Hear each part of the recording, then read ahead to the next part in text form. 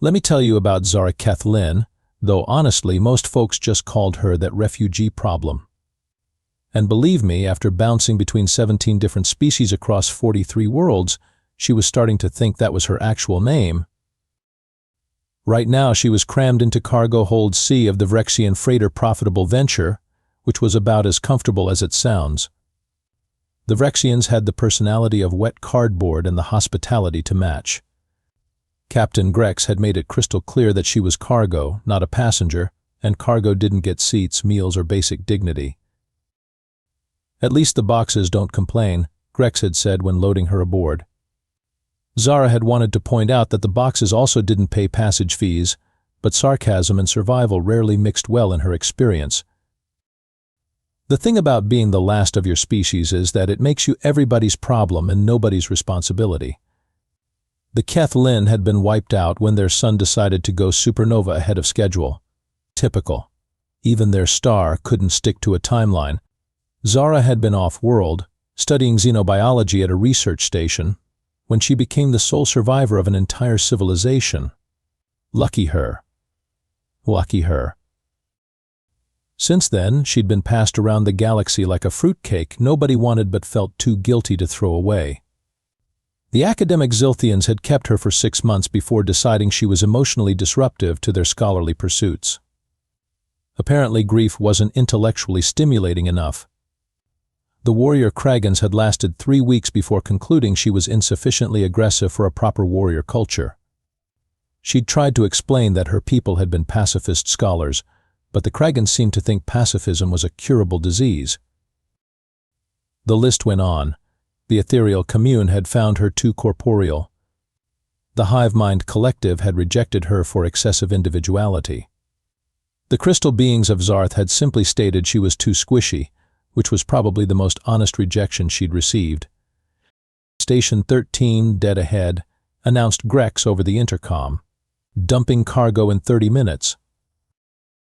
Zara sighed and gathered her meager possessions, a data pad with the last digital records of her people, a crystal containing her family's essence patterns, and a tattered translation device that only worked about 60% of the time.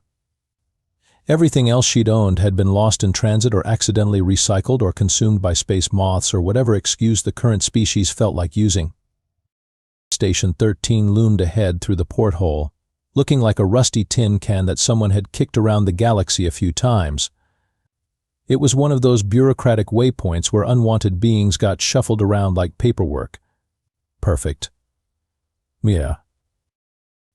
As the ship docked, Zara felt that familiar knot in her stomach, time to find out which species would reject her next. At this rate, she was going to run out of galaxy before she ran out of rejections. "Welcome to Station 13, she muttered to herself. Population people who don't want to be here, run by people who don't want them here either. The cargo hold doors hissed open, and Captain Grex appeared with all the warmth of a tax audit. "Out," he said, pointing toward the docking tube. "Your problem now belongs to Station Manager Clonk. May the void have mercy on his soul." And with that touching farewell, Zara grabbed her bag and stepped into what she was sure would be just another chapter in her ongoing saga of cosmic homelessness. Station Manager Clonk was exactly what you'd expect from someone who'd been stuck running a refugee processing station for the past 15 years, 4 arms, 6 eyes, and the emotional range of a broken calculator. His office was a monument to bureaucratic despair, with filing cabinets stacked to the ceiling and forms scattered across every available surface like paper snow. "Another one," Clonk muttered, not looking up from his paperwork as Zara entered. "Species?" "Kathleen." "Never heard of them." "Status?" "Extinct. I'm the last one." Clonk's primary eyes finally focused on her while his secondary eyes kept scanning documents.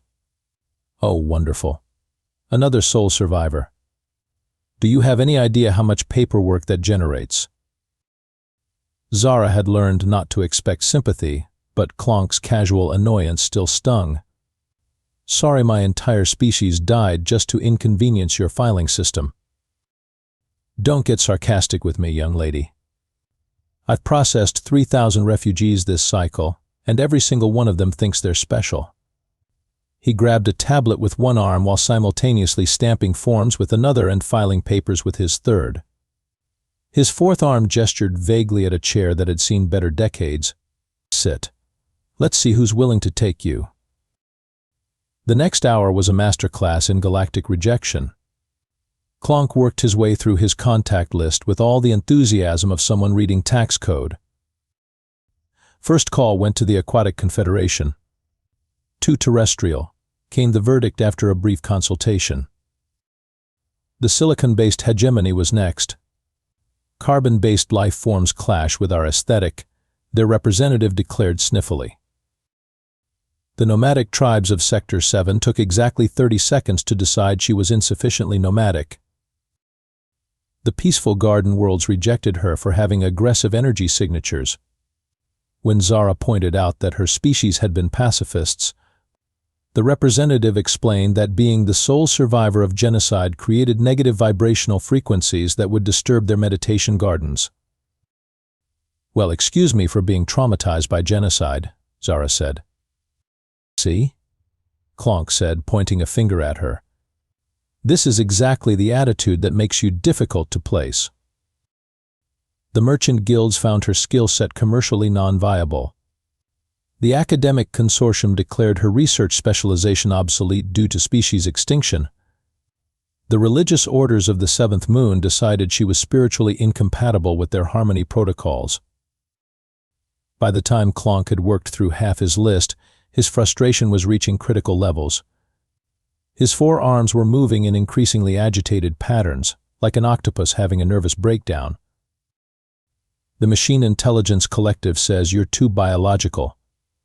The Bioharmony Alliance says you're too artificial because of your translation implants. The Purity Movement won't even consider mixed species integration. And don't get me started on the isolationists, who hung up on me before I finished explaining your situation. Zara slumped in her chair. Let me guess. The warrior clans think I'm too weak, the scholar societies think I'm too unrefined, and the artist communes think I lack creative vision.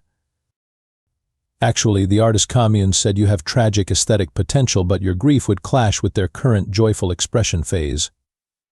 Clonk massaged his temples with two hands while continuing to file papers with the other two. I'm running out of options here. Maybe the scavenger collectives would take you. What's the catch? Indentured servitude for 50 standard years. Will pass. Clonk's tablet chimed with an incoming message. His eyes lit up, which was disturbing given that he had 6 of them. Wait, there's a new delegation requesting refugee intake assessments. They just arrived this morning. Let me guess. Another species that finds me fundamentally incompatible with their way of life? Actually, Clonk said, checking his screen with something that might have been optimism, they're humans. Zara blinked. Humans? Never heard of them. Neither had I until today. Apparently they're new to the galactic community. They've specifically requested to interview refugees that other species have had difficulty placing. So they want the rejects. You say that like it's a bad thing. At this point, being a reject might be your qualification. Clonk was already sending a message. Within minutes, a response came back. They'll see you in conference room 7 in 1 hour. He looked almost cheerful, which was frankly terrifying. Try not to mess this up. I'm running out of filing space for your paperwork.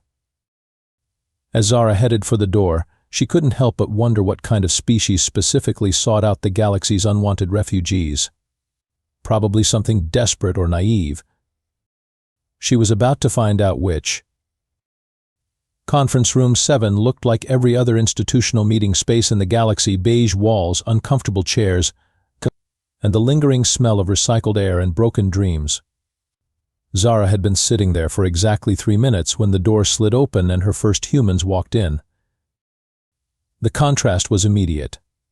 Every other species she'd encountered moved with purpose, formality, or barely contained aggression. These two looked like they'd wandered in from a casual lunch, The male was tall with dark hair and an easy smile, wearing what appeared to be a modified military uniform that somehow managed to look both professional and relaxed. The female was shorter, with auburn hair pulled back in a practical ponytail, and wore diplomatic robes that had actually been tailored to fit rather than hanging like ceremonial curtains. Zara Kathleen? The male extended his hand in a gesture she didn't recognize. I'm Captain Jake Rodriguez, and this is Diplomat Emma Walsh. Mind if we sit? They waited for her nod before taking seats across from her, which was already weird. Most species just sat wherever they wanted and expected her to adapt. So, Emma said, consulting a tablet that looked remarkably similar to the ones other species used, but somehow friendlier, you're the last of your people. Here it comes, Zara thought. The polite rejection, the careful explanation of incompatibility, the suggestion that she might be happier elsewhere. That's got to suck, Jake said. Zara blinked. Excuse me? Having your entire species wiped out, bouncing around the galaxy getting rejected by everyone. It's got to be incredibly frustrating and lonely. Emma's voice carried genuine sympathy, not the clinical detachment Zara was used to. We're sorry for your loss. You're sorry? Of course we're sorry. Genocide is horrible, and survivors' guilt is real. Anyone who thinks you should just get over it probably hasn't experienced real loss themselves. Jake leaned back in his chair, somehow making the utilitarian furniture look comfortable. Want to tell us about your people? This was not going according to script. Zara found herself actually talking instead of just reciting her standard refugee background summary. She told them about Kathleen philosophy, their approach to science through harmony rather than conquest, their art that incorporated mathematical principles with natural beauty. Sounds like they were pretty amazing, Emma said when Zara finished. I'd love to see some of their work sometime. Most of it was destroyed with the homeworld. I have some digital archives, but Zara trailed off, expecting the usual polite disinterest. But nothing beats experiencing culture in person, Jake finished. We get that. Humans have lost plenty of cultures to war, disaster, and time. It's one of our biggest regrets. You've experienced species extinction? Not species, but civilizations, languages, entire ways of life. We've learned that diversity makes us stronger, not weaker. Every perspective lost is a tragedy for everyone. Emma made a note on her tablet. That's actually why we're here. To collect tragic stories? Jake laughed, and it was genuinely warm, to offer people homes.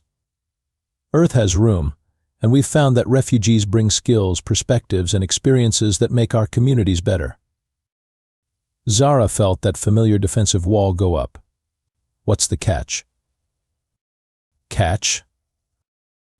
Every species has requirements. Genetic compatibility, cultural assimilation, economic productivity, military service, religious conversion. What do humans require? Emma and Jake exchanged a look that seemed to communicate volumes. That you want to be there, Emma said simply. That's it? That's it. We'll help you get settled, learn the local customs if you want to, find work that interests you. But we're not going to try to make you into something you're not. Jake shrugged. We've got people from dozens of different Earth cultures living together. Adding galactic cultures to the mix just seems natural. You don't want me to abandon my heritage? Adopt your belief systems? Prove my usefulness? Your heritage is part of what you bring to the table. As for usefulness, Emma smiled. Zara, you're a xenobiologist who studied dozens of species across the galaxy. Do you have any idea how valuable that knowledge is to a species that just joined the galactic community? You want my knowledge. We want you, Jake corrected. The knowledge comes with the person. We're not trying to extract your brain and discard the rest. Zara sat back, trying to process this. You're offering me citizenship? Just like that? We're offering you a home, Emma said. Citizenship is just paperwork. Home is where people care about you and want you to thrive. For the first time in 3 years, Zara felt something she'd almost forgotten: hope. It was terrifying. When do we leave? The human ship New Horizons was nothing like the vessels Zara had traveled on before. Where other species built ships as efficient transport or displays of power, humans had apparently designed theirs for people who actually had to live inside them. Her quarters were small but thoughtfully arranged, with an actual window instead of just a wall screen, adjustable lighting that didn't give her headaches, and furniture that had been designed for comfort rather than intimidation. The bed was soft. She'd almost forgotten beds could be soft. Settling in okay? Jake appeared in her doorway, holding 2 steaming cups. Thought you might like some coffee. It's a human thing. The coffee was bitter and strange and somehow perfect. They sat in her quarters while Jake explained the journey to Earth would take 6 days, giving her time to adjust and ask questions. Can I ask you something? Zara said. Why are humans so different? Different how? Every other species has treated me like a problem to be solved or a burden to be managed. You're treating me like a person. Jake considered this. Maybe it's because we're new to all this. We've only been part of the galactic community for 5 years. Most of our history is just us, dealing with each other. And how did that go? Badly sometimes. We've had wars, genocide, slavery, all the greatest hits of civilization. But we learned something from our mistakes. Which was? That the things that make us different are usually the things that make us stronger. Our best art comes from cultural fusion. Our best science comes from different perspectives working together. Our best communities are the ones where everyone brings something unique to the table. Over the next few days, Emma joined their conversations, sharing stories of Earth's refugee programs. Humans, apparently, had been taking in displaced populations for centuries. After World War II, we took in Holocaust survivors. After the Vietnam War, we welcomed boat people. After every conflict, every disaster, every crisis, there were always humans willing to share their homes with strangers.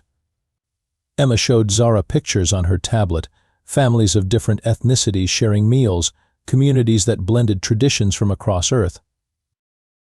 But those were all humans helping other humans, Zara pointed out. Were they? Jake asked. Emma, show her the picture from the New York Cultural Festival. The image showed thousands of humans in clothing from dozens of different traditions, sharing food, music, and art. The diversity was staggering. 200 years ago, those people would have been from completely different civilizations. Irish refugees fleeing famine, Italian immigrants seeking opportunity, Jewish families escaping persecution, Chinese workers building railways. They were as foreign to each other as you are to us. And now they're all just New Yorkers, Emma said. Different backgrounds, but part of the same community. That's what we're offering you. On the 4th day, Zara shared her crystal containing her family's essence patterns. Jake and Emma listened respectfully as she explained Kathleen beliefs about memory and legacy. We could help you build a memorial, Emma suggested. Not to replace what was lost, but to honor it. Let people learn about your culture. You do that. Zara, you're carrying the entire cultural heritage of your species. That's not a burden. That's a treasure. And treasures should be shared, not hidden away. By the 6th day, when Earth appeared in the viewport as a blue-green marble hanging in space, Zara realized something had changed. For the first time in 3 years, she was excited about landing somewhere instead of dreading it. Welcome to Earth, Jake said, joining her at the window. It's beautiful. Wait until you see it up close. We've got mountains, oceans, forests, cities, deserts. Plenty of room for everyone. even refugees. Especially refugees. Emma, tell her about the Statue of Liberty. Emma smiled.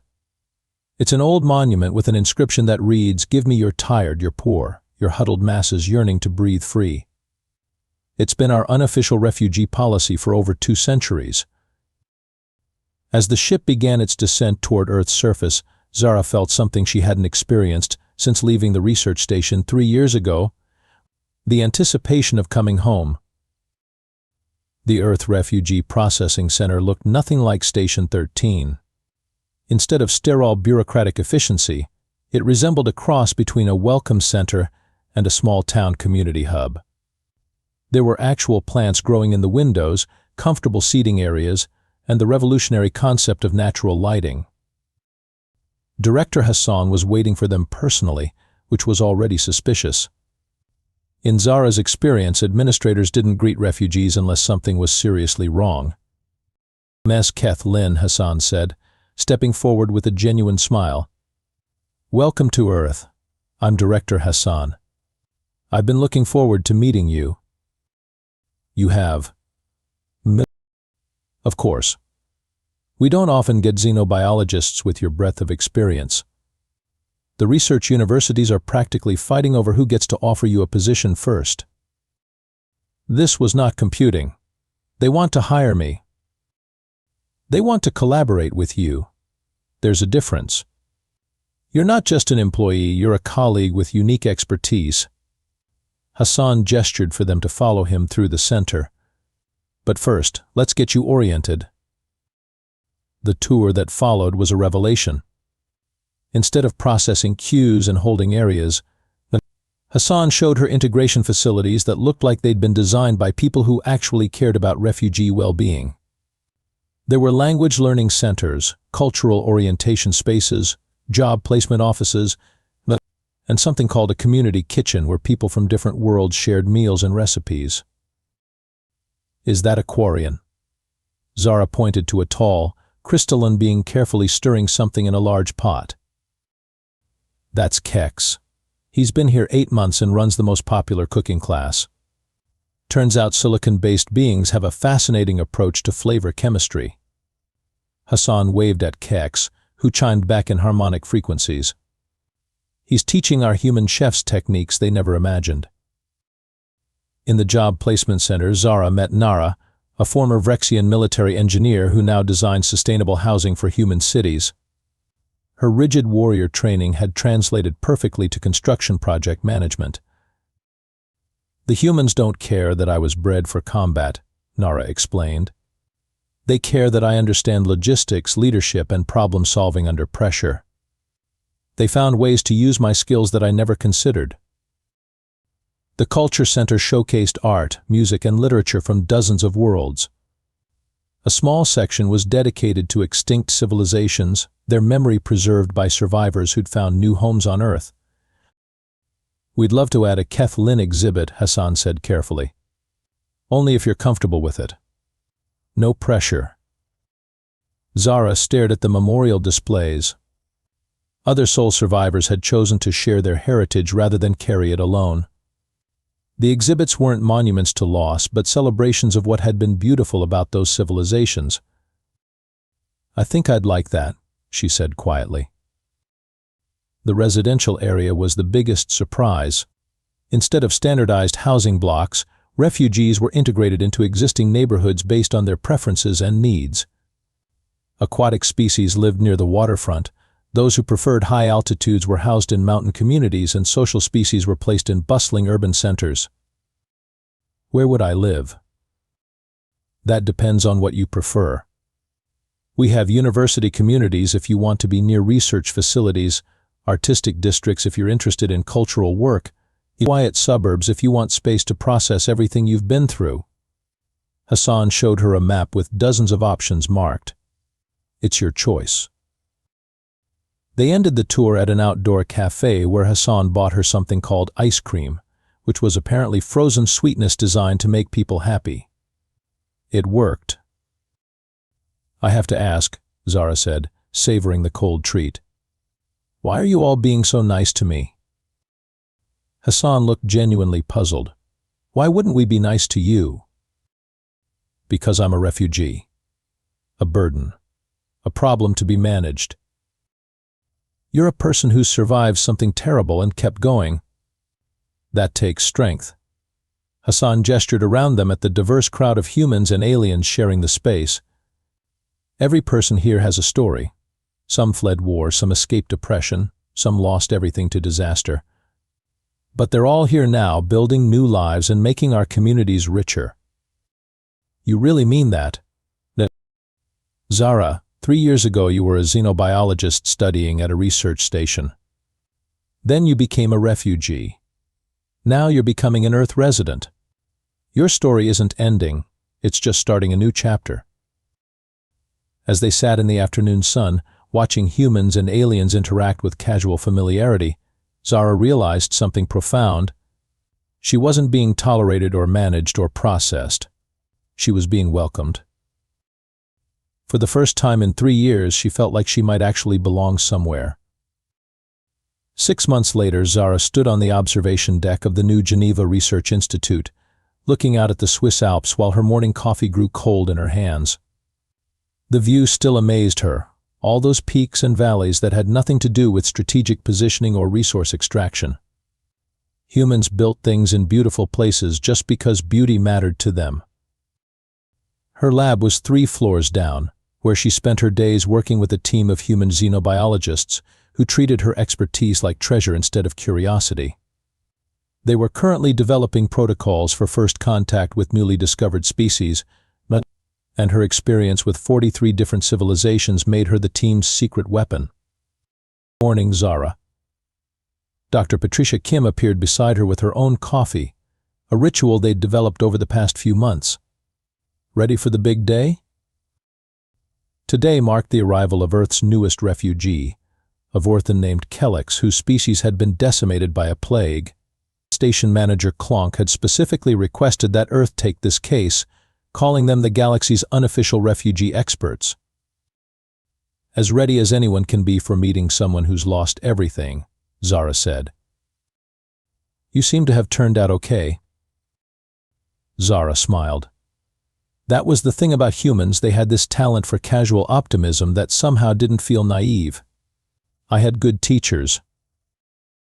The shuttle from Station 13 was landing at the spaceport now. Zara had volunteered to be part of the welcome team, understanding better than anyone what it felt like to step off a transport with nothing but fear and fading hope. An hour later, she stood in the same processing center where she'd arrived 6 months ago, watching a tall, scaled being emerge from customs with the same shell-shocked expression she remembered wearing. Kelix? She stepped forward, extending her hand in the human greeting she'd adopted. I'm Zara Kathleen. Welcome to Earth. You're not human. Nope. I'm the last of the Kathleen, been here 6 months. I know exactly how you're feeling right now. Something shifted in Kelix's expression. You were a refugee too? Bounced around the galaxy for 3 years before the humans took me in. Best thing that ever happened to me. Zara gestured toward Director Hassan, who was approaching with his usual warm smile. These people are different, Kelix. They don't just give you shelter, they give you home. As Hassan began the orientation process, Zara found herself remembering her first day here. The fear, the suspicion, the certainty that this was just another temporary stop in an endless journey of rejection. She'd been wrong. This wasn't a stop. This was a destination. Later that evening, Zara sat in her apartment overlooking Lake Geneva, working on her contribution to the Kathleen cultural exhibit.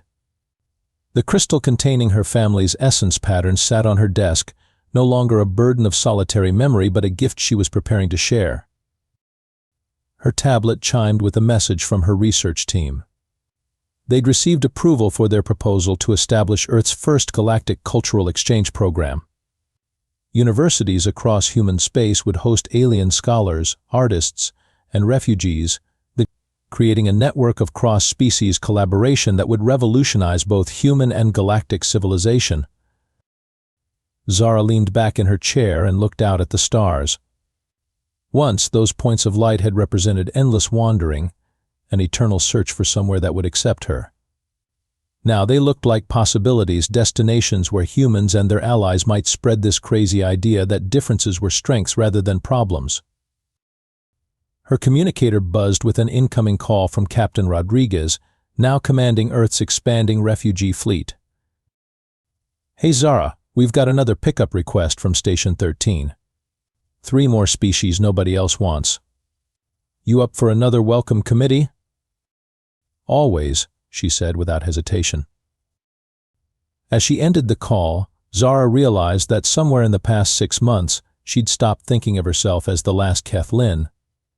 She was still the keeper of her people's memory, still carried their culture and knowledge, but she was also something new, an Earth resident, a xenobiologist, a friend, a teacher, a colleague. She was home. And the best part, home was big enough for everyone.